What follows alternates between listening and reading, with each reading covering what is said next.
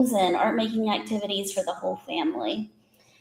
This Saturday, we're hosting a community day that's centered around clay art, featuring drop-in art making projects for all ages and free gallery admission all day. Our next ArtBreak will be with Dr. Zaid Pixley, who will explore Impressionism and Expressionism in visual art and music. And our next gallery gathering will be on October 2nd, and this will center on Richard Mayhew's Mohawk Hills, which is featured downstairs in our permanent collection. So I hope that we'll see you out at all of these events. You can, of course, always find more information about these events and many, many more on our website, and we also have a couple flyers on our side table for you to grab today as well. Now it is my honor to introduce today's speaker, Kris Walker. Kris is a photographer, illustrator, and designer with over 30 years of experience producing a wide range of creative projects for clients across the country.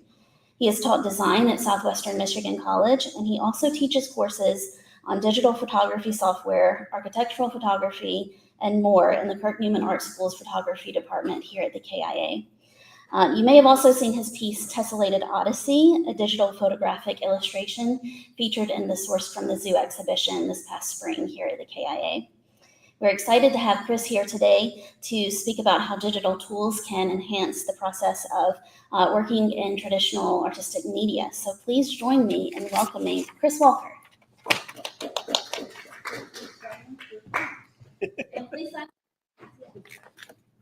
Yes, hello, I'm Kris. I have been in this business for a long time, and I started with pencil and pen illustrations in the late 80s and early 90s, and film photography in that same time. I used to run a darkroom for a photo studio, and then over many, many years, I have transitioned to pretty much being an entirely digital artist in all of my work, whether it's commercial work or my fine art work. And I felt that I very intuitively connected with a lot of the digital tools, with the way that my brain, with all of its ADHD-ness, would swerve all over the place. It gave me a lot of interesting creative options.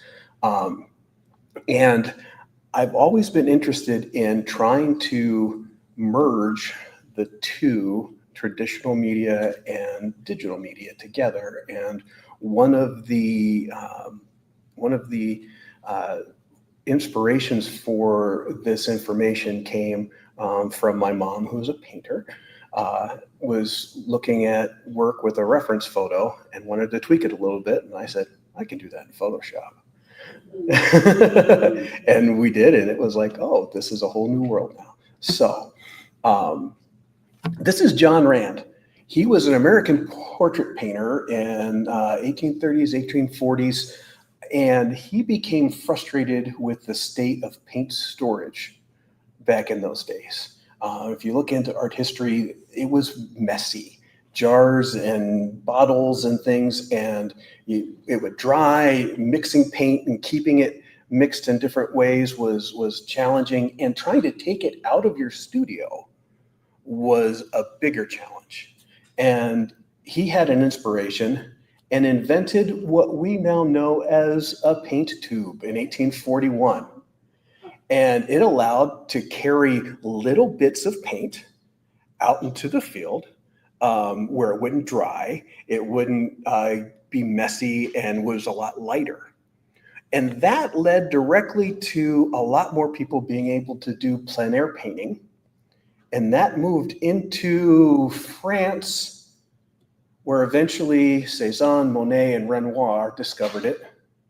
And this quote, without his invention, we wouldn't have Impressionism, because the portability of this technology allowed them to do something and explore that they had challenges doing previously.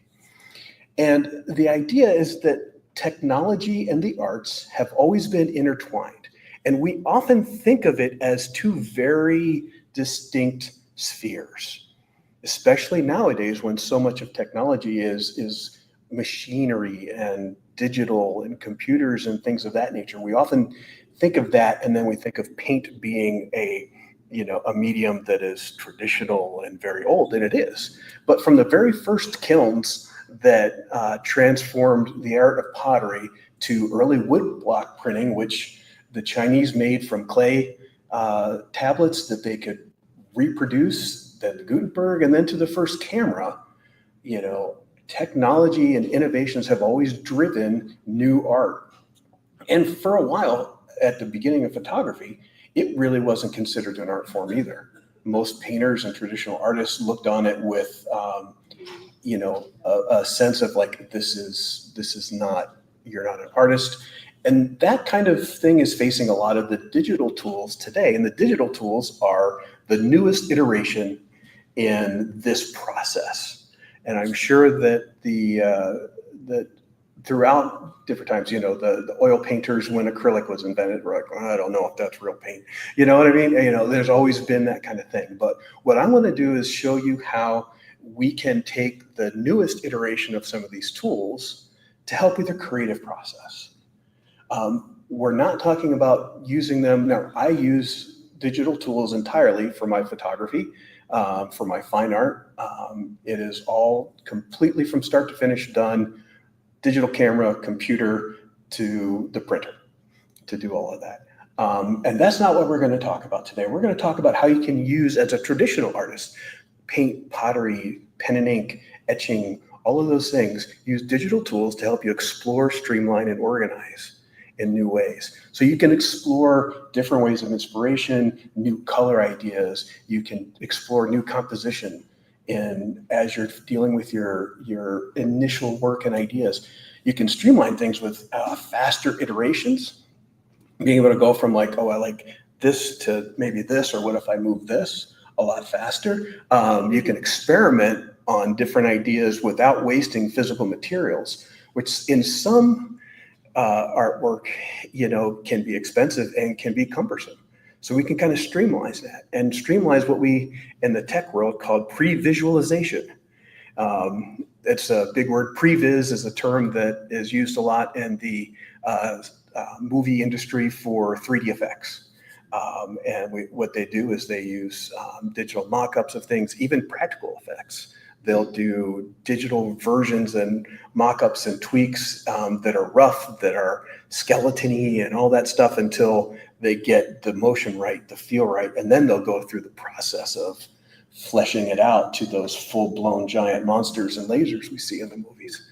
And we're going to help you organize a little bit, which for many artists is sometimes a challenge, myself included. I am the original ADHD kid. And I love spreadsheets now. So we'll show you how to use some of those things.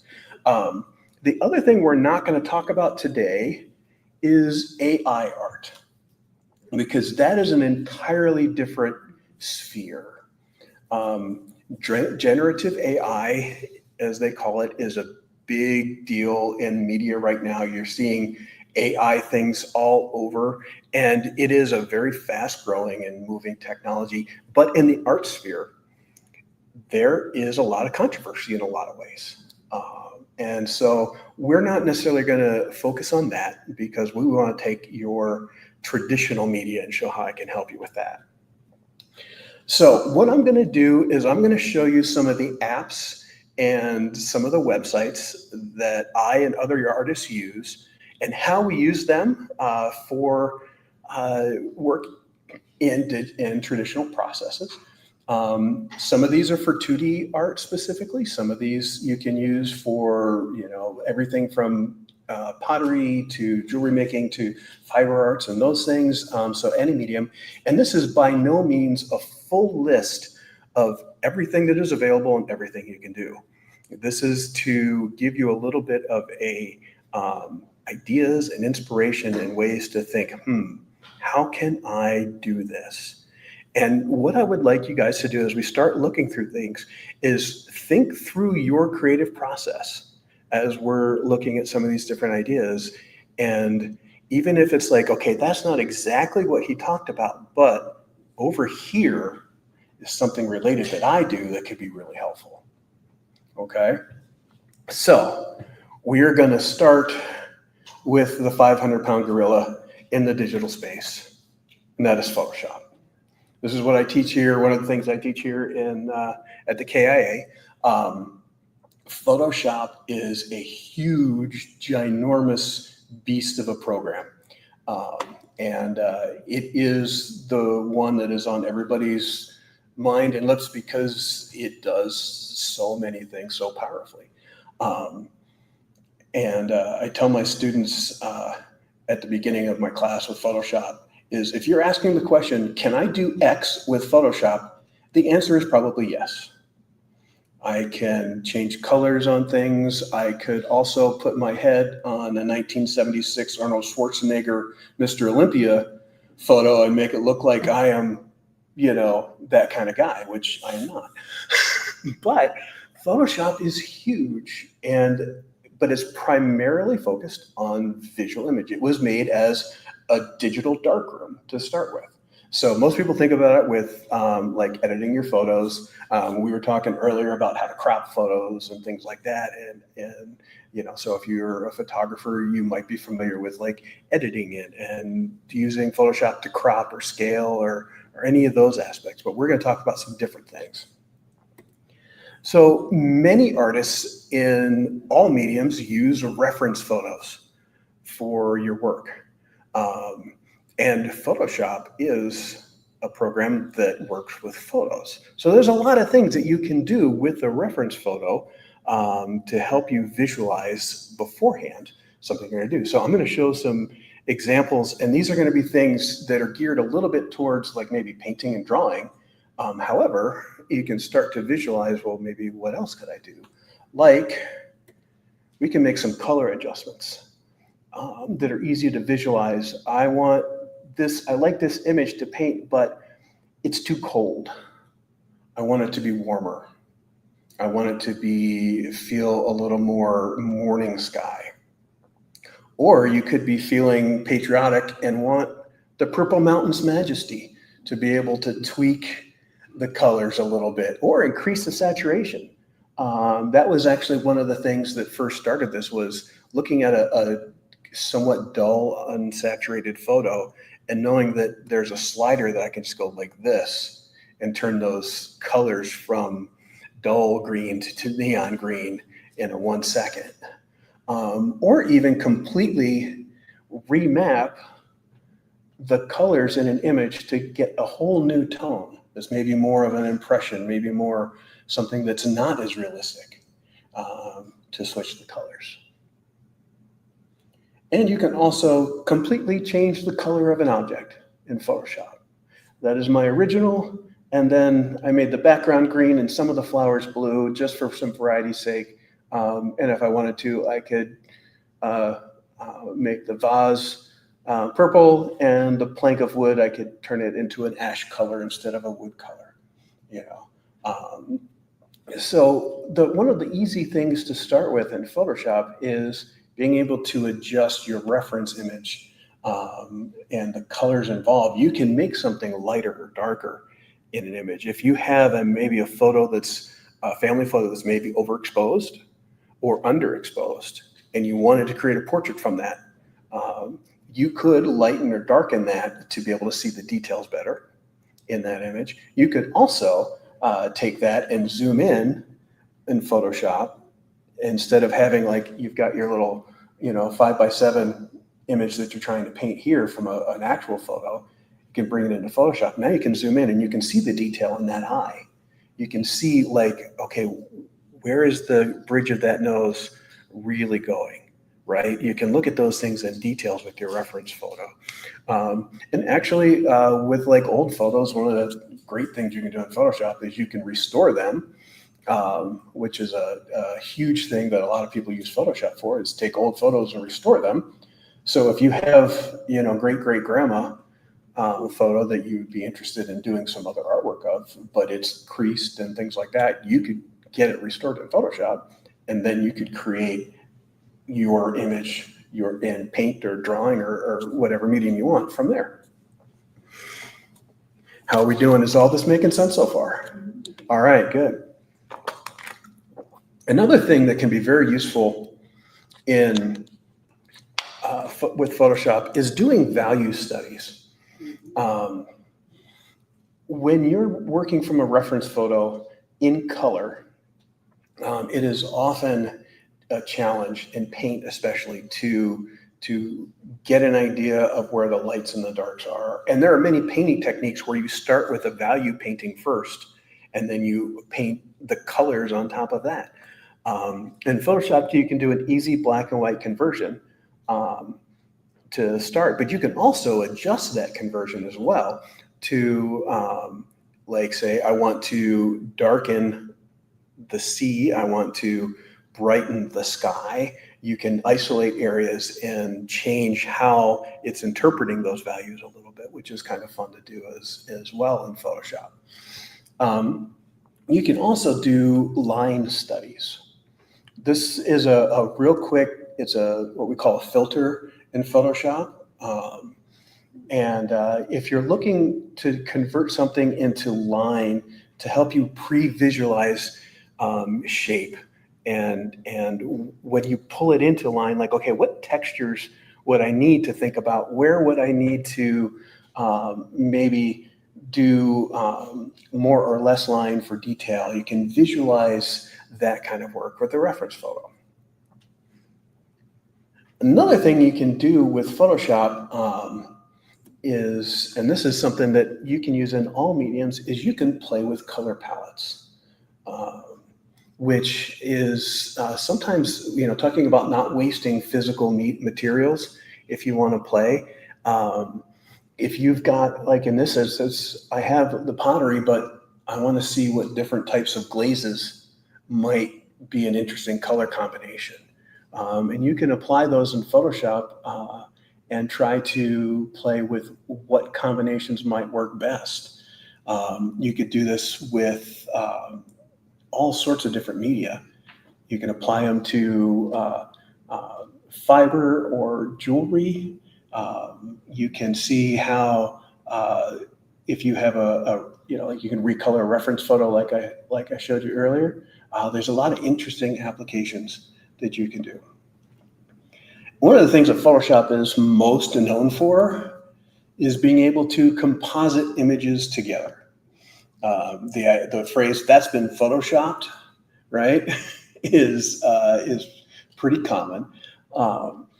But what that can do, especially if you're a 2D artist, is help you to visualize some new interesting compositions for what you want to do, like something like this, which is all done in Photoshop from reference photos pulled together. This is not my art, by the way. But if you're looking to explore ideas and look into, like, outside of the natural appearing world for any sort of artwork, that's one of the things you can do in Photoshop. It's not, okay, I will tell you, this kind of work, there's a learning curve for something like this. That's what I teach here at the school and stuff like that. It's not an insurmountable learning curve. And you'd be surprised at how quickly a lot of times it can be like, oh, I got it. And there are also, one of the things that when you're doing something, a visualization like this, is when I have to do a project like this for work, it has to, like, be able to be blown up and you can't tell, right? But if you're using this as a reference image to explore, some compositional idea, it doesn't have to be so refined and perfect. I had a photo shoot for a builder this spring where the kitchen wasn't going to be done in this custom home by the time that the family was moving in. And the builder needed the photos for their portfolio before the family moved in. And so they were putting those custom panels on the refrigerator so that it matched the cabinetry. And I did all of that and replaced it all in digital so that you couldn't tell. So that took hours and hours and hours. You can do something, crazy and interesting, actually rather quickly once you learn a few techniques to create all sorts of interesting ideas to play with that then you can transfer into a traditional 2D, 3D media. So that is an overview of just Photoshop, of the things that you could do. And I hope that your brains are starting to think about some interesting ideas. The next thing we're going to talk about is an iPad app called Procreate. Procreate is a drawing app, and you use it with your iPad, but you have to have like the Apple Pencil to be able to do it with. And it is, I don't use it much. I've used it a little bit. My son, who's an artist, and some of my best friends use it, and it is absolutely amazing as a way to create digital illustrations and stuff. However, there's some really cool things and efficient things that you can do as a traditional artist as well, one of which is being a digital sketchbook. Being able to, many artists carry sketchbooks with us, right? That's whether you're a potter or a painter, we often will take, the little moleskins and things like that, and put down ideas and sketches and stuff like that. Well, this is a digital one. And one of the things that you can do with a digital sketchbook that is a little more difficult with a physical sketchbook is you can change things and grab from this page to that page. And you can say, all right, I want to do this, but wait, what if the arm was up? Do I have to erase all of this now? And then you lose all of your pencil work, and then you got to redraw it. And then we're going to do it in Procreate digitally, and it's going to save you time, and it'll look neater. And one of the ways that it does that is something called layers. Now, both Photoshop and Procreate use the idea of layers as a big part of how they make things work.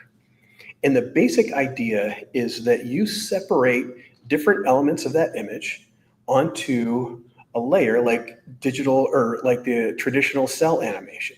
They would have the background, and then they would have the middle ground, and then they had Mickey Mouse, on the top, and then they were all on the transparent cell and then layer on top, right?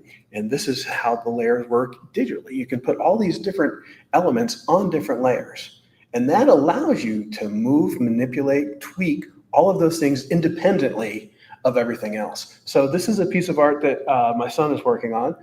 He uses Procreate, and you can see he's got, how many layers does he have? I don't even know. I don't think that's all of them.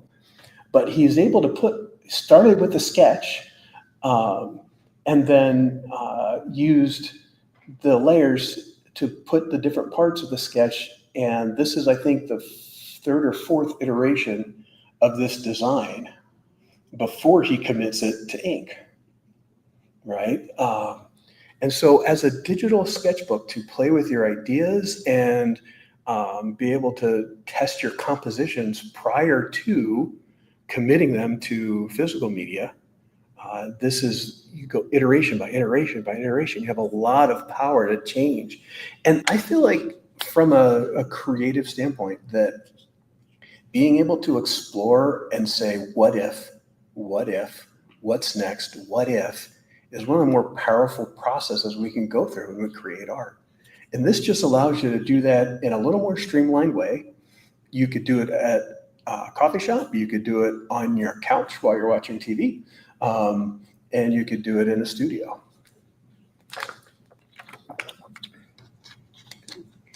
And then another process that you can use for pre-visualizations with Procreate is testing color palettes. So there are a lot of people that will work in like a pen and ink watercolor type situation, where you've got a line drawing that you use in pen and ink, and then all your color work is done in watercolor, one application. And what you could do in Procreate is you can scan in your line drawing, your finished ink drawing, and then you can do color studies with different color palettes before you commit to the watercolor or the final medium. You could also scan in drawings of pottery or fiber arts. If you've got a sketch of an interesting weaving pattern that you'd like to play with, and you wanted to play with visualizing different color palettes, this is another way you can do it. And so it becomes this process of being able to explore and tweak virtually, and that can save you time and money and materials. And maybe you're going to come out with a more polished piece that you're more happy with at the end, without having to like maybe redo it. And speaking of color, before I go further, Photoshop you can get for a $9.99 a month subscription, so not that expensive from Adobe. Procreate is $12.99 done, one-time purchase. So a lot of these tools are really not that expensive. The more expensive thing is your phone or your tablet or your computer that you're using them on. Okay, so the next thing that I wanted to talk about, a couple of different websites that play with Adobe has one called colors.adobe.com. This is one that I like.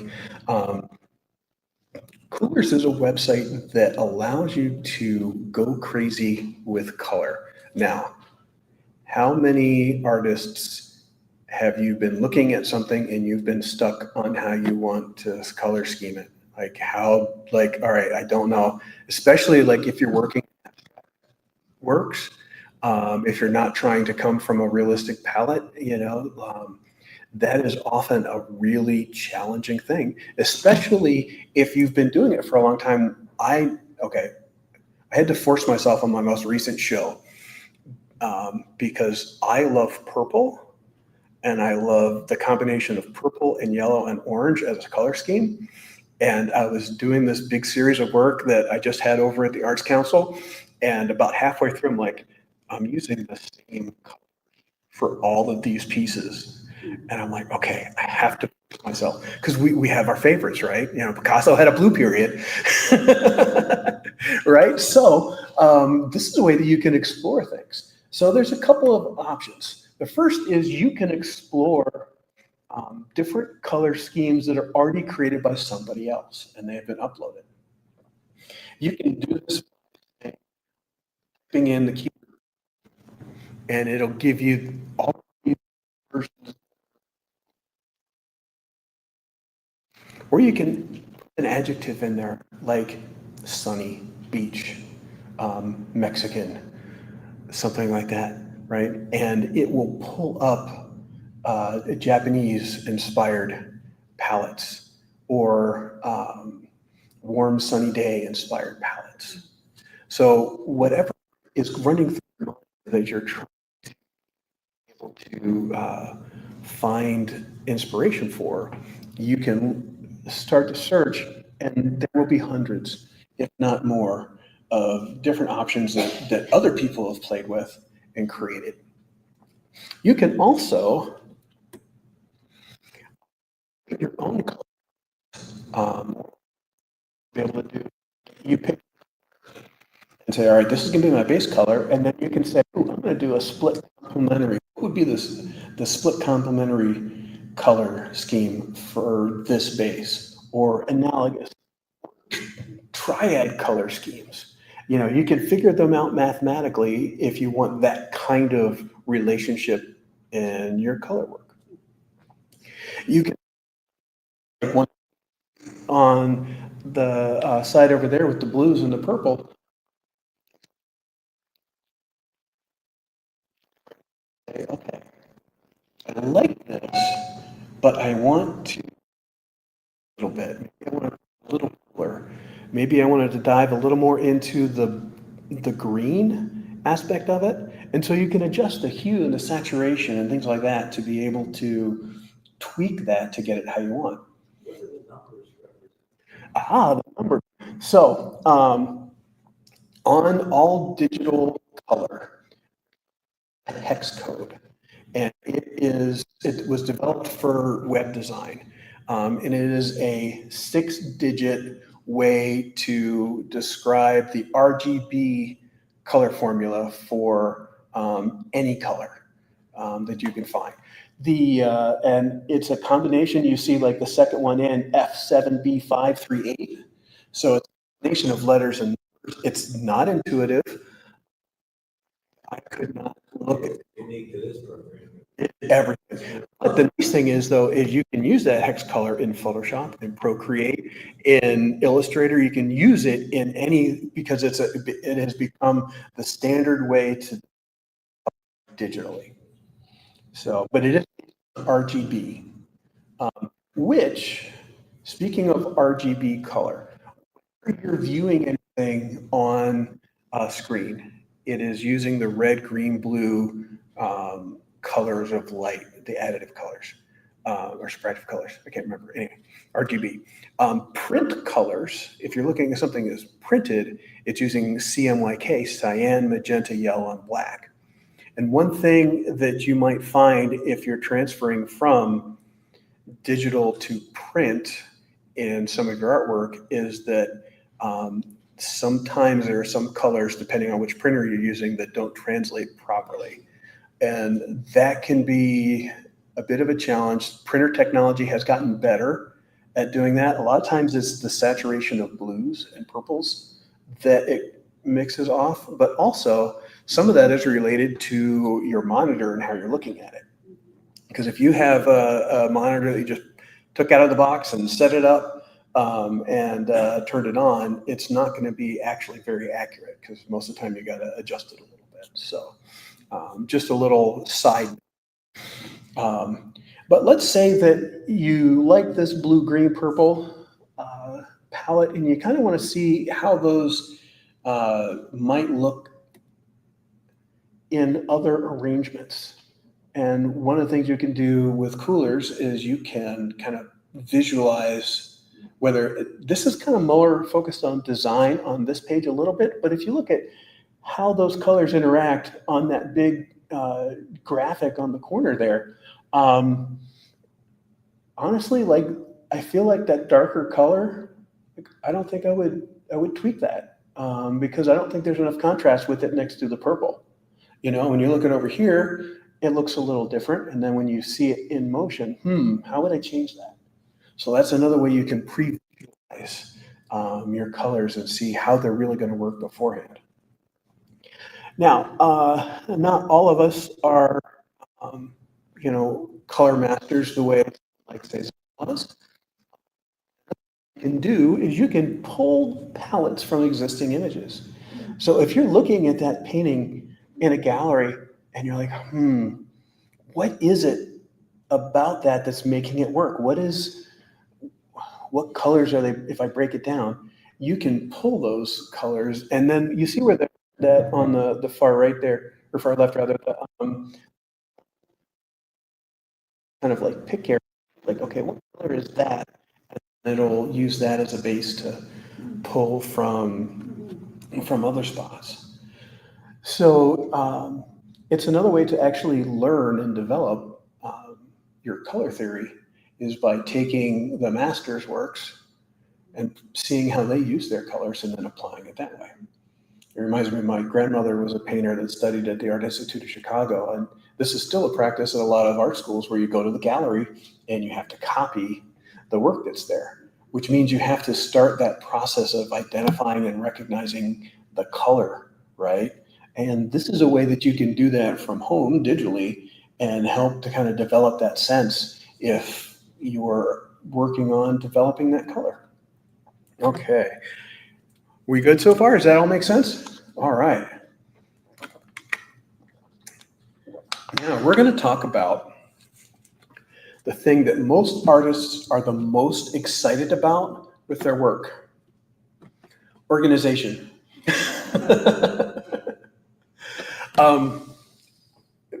All of us that are right brain type people, right? Your studio might not be particularly clean all the time. You might pile it instead of file it, right? I see some smiles of people that are like, yeah, I do that too. And I was one of those guys that I hated spreadsheets for the longest time, right? It was just like, I didn't understand them. And I'm like, I don't need to do math and columns and all that other stuff. But working at a design firm, and one of the other guys that had preceded me had made a spreadsheet of projects and then had color-coded different columns for different states of where the project was and due dates, and had color coded different sections. And it was just like name and column and stuff like that. And I opened it up to see what he was working on. I'm like, oh my, this is actually kind of cool. And then I used to work at another agency that the file naming system for all of their assets was incredibly detailed. And when I started working there, I had like my design work, my files were everywhere, right? They were just all over the place, and trying to find stuff was sometimes very frustrating. And so like I get to this new place and I said, no, this is how you will set up your computer.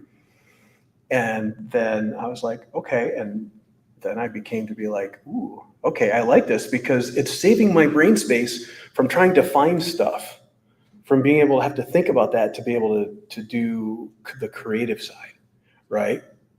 And now when I do Lightroom, I have my photo work files are so intricately organized and defined.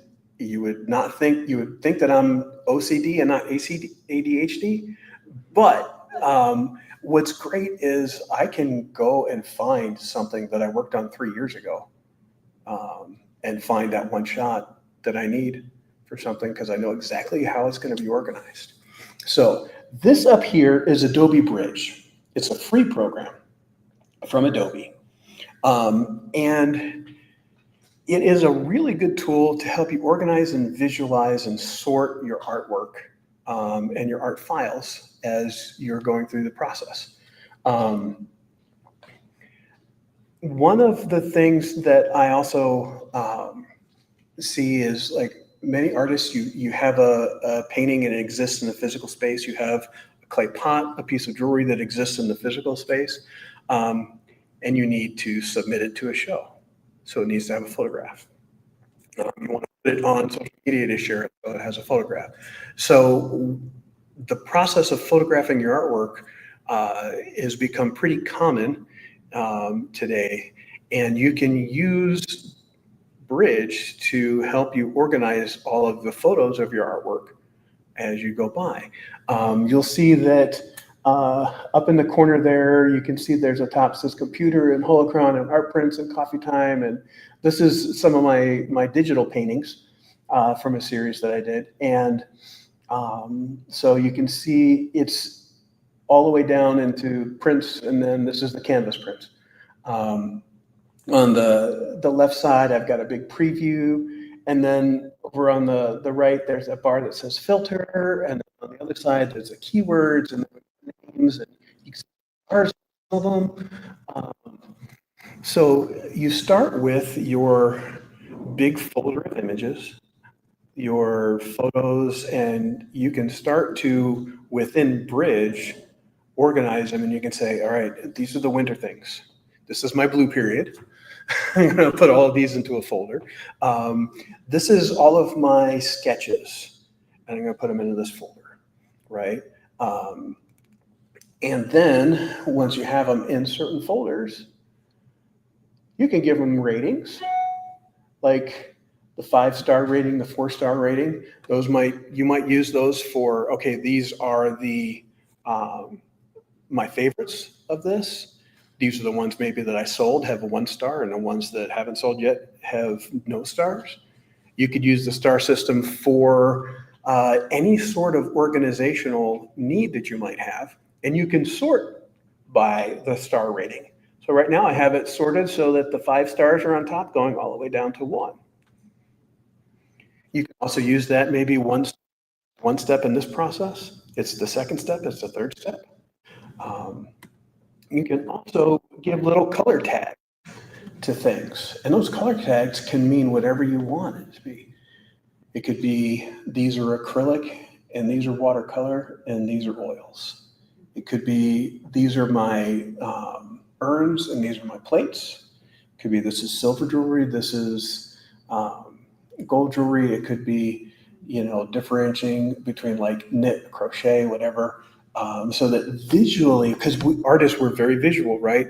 You can look at something and visually see those bright red, those yellow, those blue, those green tags on there to help you quickly sort through your work. And then when you have it sorted through, one of the reasons we photograph our artwork is to be able to share it, to be able to put it in a gallery or things like that. You can actually export a PDF, like an old school contact sheet, right from Bridge, that you could send to a gallery, that you could send to a frame shop with sizes, to get your mats done. So from this organization system, you can go and even get to gallery submissions. And sometimes us artists can be afraid of this kind of organization, but what I've been noticing in literal decades of doing this on a computer is that the stress that I save from being able to quickly find what I need on my computer is priceless, being able to then put that brain space towards doing the creative work. And you can even mimic this into the physical storage of your work.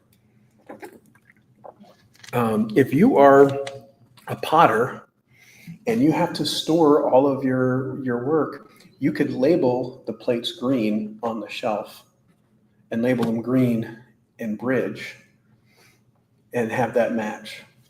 You could have you could label all of your things that, okay, these are the pieces that maybe are going to go to the KIA garage sale kind of thing that maybe I'm not as in love with. And these are the ones that are going to go to art in Bronson Park in the fall or in the summer, right?